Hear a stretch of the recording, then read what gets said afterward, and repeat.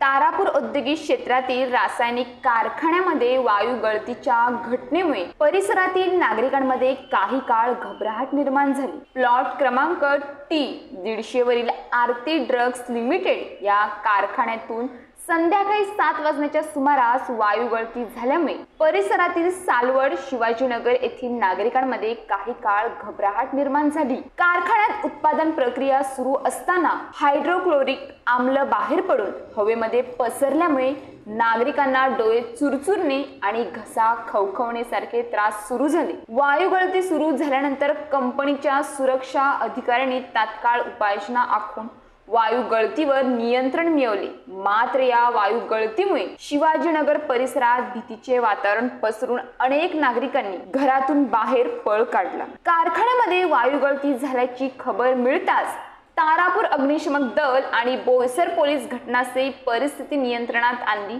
मागील वर्षी याच कारखान्यात ब्रोमिन नावाच्या वायूची गळती झाली होती।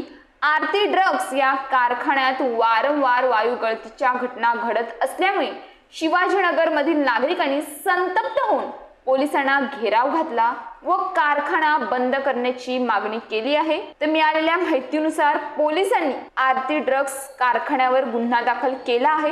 आज बोईसर तारापूर MIDC मध्ये एका कंपनीमध्ये घटना घडली आहे वायू गळतीची, काय सांगाल त्याबद्दल? बोईसर पोलीस स्टेशन हद्दीतील बोईसर MIDC मधील आरती ड्रग्स या कंपनीमध्ये आज 6:45 वाजता गॅस गळती होऊन मोठ्या प्रमाणात धूर बाहेर होऊन आणि झाल्याची घटना बातमी आली। बातमी मिळताच त्वरित बोईसर पोलीस ठाण्याचे पोलीस निरीक्षक तसेच SDPO बोईसर यांना घटनास्थळी पाचारण करण्यात आले।